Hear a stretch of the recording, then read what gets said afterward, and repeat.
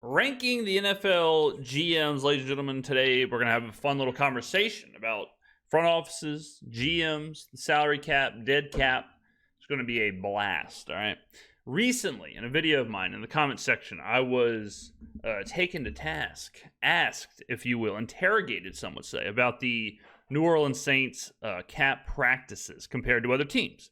Now, in the past, I have made the statement that the Saints really just kind of do the same thing that the Eagles do and the Chiefs do, and all these, the good teams all kind of understand how to manipulate the cap, okay? In that comment section, I was told I was wrong. That the Philadelphia Eagles do not do what the Saints do. And that the Philadelphia Eagles do not run up the dead cap like the New Orleans Saints do.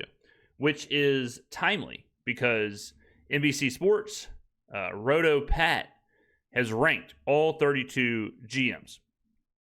This is in June 5th. Okay, so this month he's ranking them as of right now. Number 1 is Howie Roseman with the Eagles.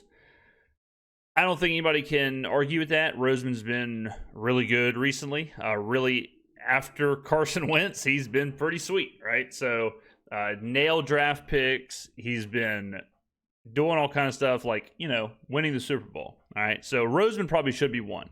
Andy Reid, Brett Veach is 2. Sean McVay, Les Snead is 3. Eric DeCosta with the Ravens is 4. Gutekunst with the Packers is 5. Brad Holmes with the Lions. Kyle Shanahan, John Lynch with the 49ers. I guarantee you this. I bet they were 1 or 2 in 2024's list because these were the bells of the ball. All right. McDermott, Brandon Beane, 8. John Schneider, 9. Jason Licht, Bucks. I think Jason Licht is awesome. He's 10. Adam Peters, Commanders. Nick Caserio, 12 with the Texans.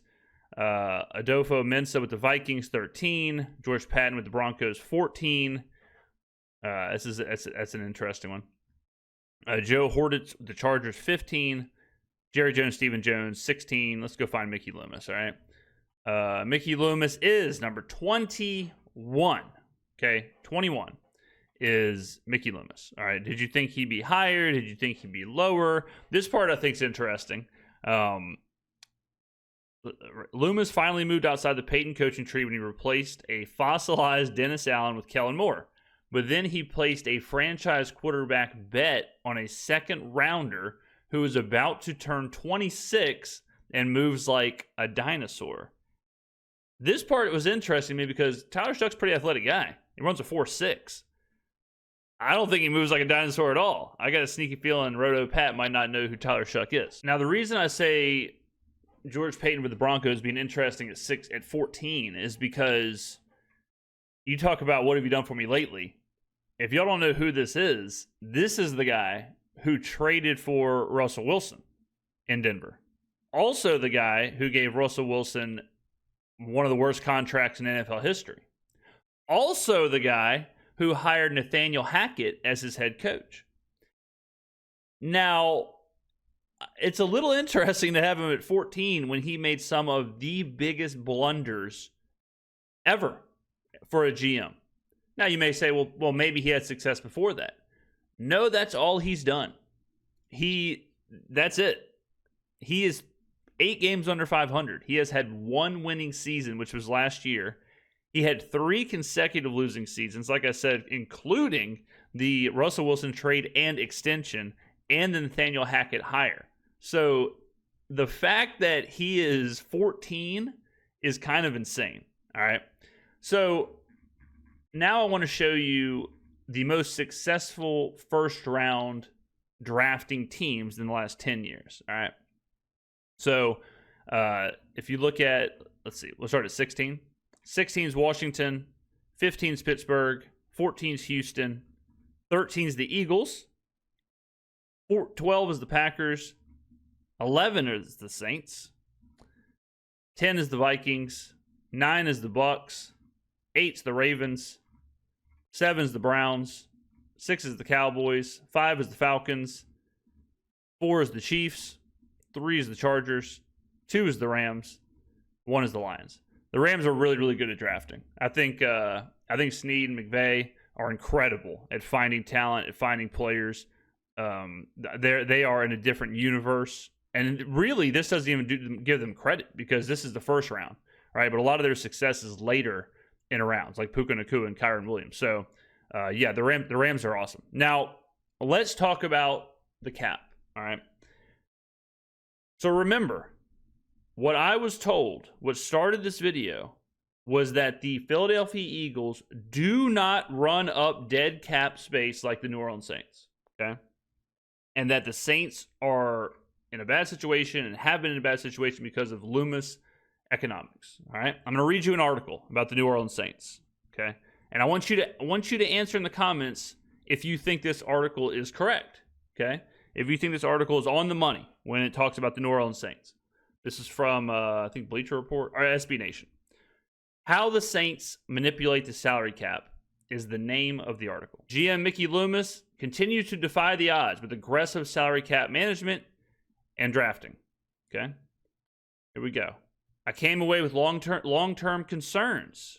Okay, the way Loomis and the Saints structure contracts puts a tremendous strain on the team's future finances and introduces a big element of risk. All right, what do you think about that? For the record, I fully support Loomis's approach. Hold on a second. Interesting. How do you feel about that? But after my review of the Saints' finances, I think it's worth discussing just how much money is being pushed forward and how things could fall apart quickly in a worst-case scenario.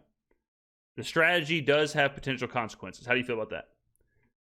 Here we go. Subheader. How do the Saints structure their contracts? The Saints defer the vast majority of their money from those aforementioned big deals far into the future using a number of salary cap manipulations.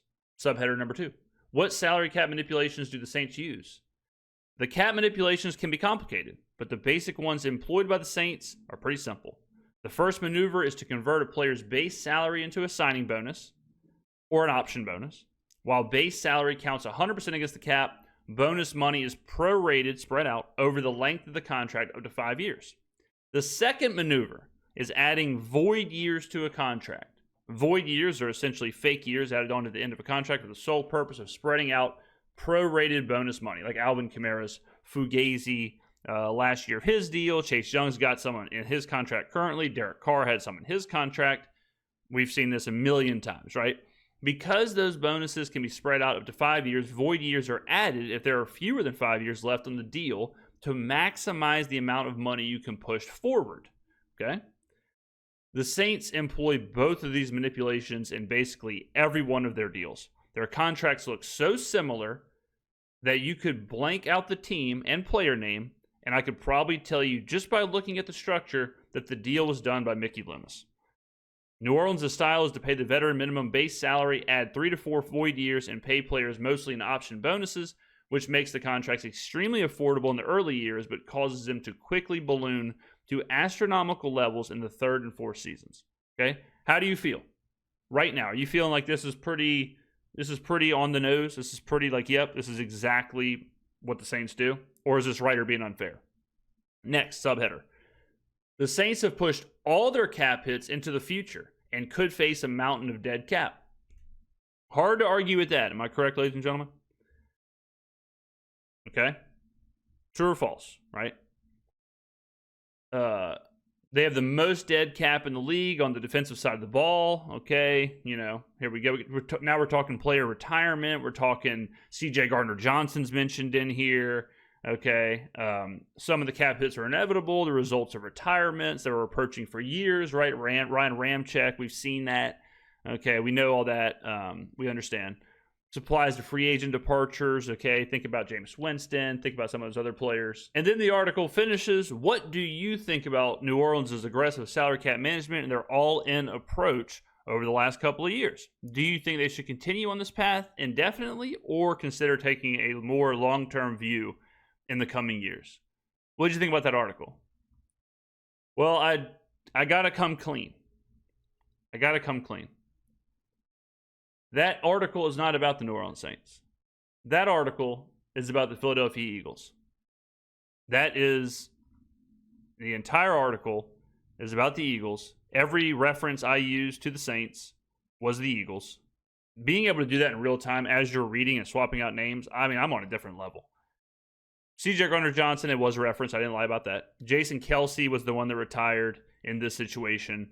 They talk about the dead cap. And interesting at the end. After all, what Howie Roseman is doing with the salary cap isn't all that different from the Saints' Mickey Loomis. I mean, am I on a different freaking level? Both are aggressively structuring contracts and pushing tons of money into the future. Remember, the Philadelphia Eagles do not run up dead cap like the New Orleans Saints. So let's take a look at the dead cap table. What do you know?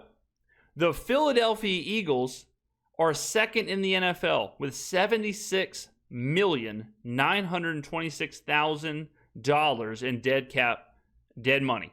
Who is third? The Saints with $76,919,000. These two teams are so similar, they are less than $10,000 apart in how much dead cap money they actually run up. Now, here's the crux of the situation, ladies and gentlemen. And I mean, it's just, when you come at the king, you best not miss. When you come at the face of the franchise, pause.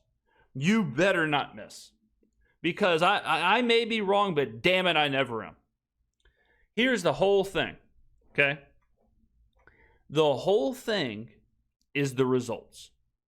That's the whole part of this. The strategy, the financial vehicle, whatever you want to call it, is the exact same for these teams. So what is the difference, ladies and gentlemen?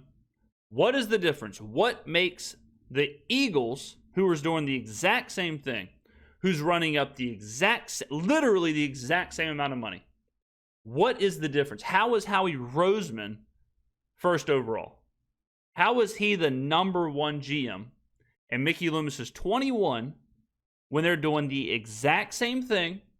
And in the last 10 years, the Saints have actually been better drafters. What's the answer? The answer is because the Eagles just won the Super Bowl. That's it. Okay? The results. Now, my argument is that, yeah, right now, no doubt about it, Howie Roseman is doing more with the leveraged assets. For sure, right now. No doubt. Okay? But my argument is that the way they do it is equally correct. I use this metaphor in the comments. One person can take $30,000 out of the bank, leverage whatever, and get the loan, and squander it, go bankrupt, whatever. The other person can take that $30,000 loan and turn it into $30 million. What they do with the $30,000 is irrelevant to the conversation of, is it right to take the loan? And should you leverage to take the bank's money instead of using your own? However you want to phrase it. Okay? It's the easiest concept in the world of what these teams are doing. I'll explain it really simply. You take the money, pay your core players now, pay your star players now, keep them here. Push all the money into the future, or as much money as you can into the future, because money is less valuable in the future, because you know the cap is going up. You know you're getting more money. So you push it all.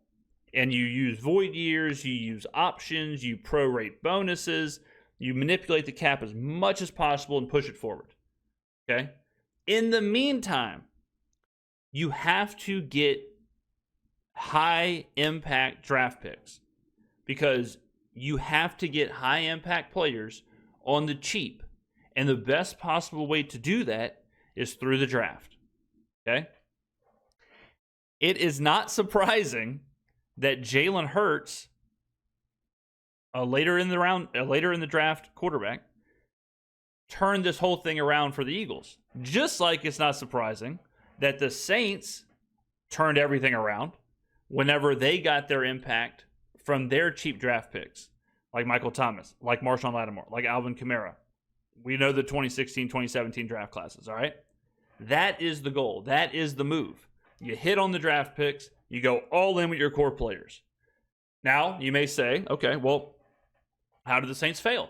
How did their strategy fail and the Eagles succeeded in the last couple of years? Because the Saints' core that they were investing in fell apart. Whether it was due to Ryan Ramczyk's medical retirement, whether it was due to Michael Thomas's basically medical retirement, whether it was due to obviously losing Drew Brees, that was a huge change as well. But also they start missing on draft picks, right? They start missing on the Peyton Turners of the world and Marcus Davenports of the world and Trevor Penning of the world. We'll asterisk on that, but you start missing on the draft picks. You look at the Eagles, they start nailing these draft picks, right? They start getting Jalen Carter. They start getting Cooper DeJean. They start drilling these picks. They start figuring it out, getting the impact from those players. So the point of the story is do not get bogged down in the results when you are talking about the actual strategy. The strategy is what it is, and it is absolutely the correct thing to do. No doubt about it. The best teams in the NFL all do this.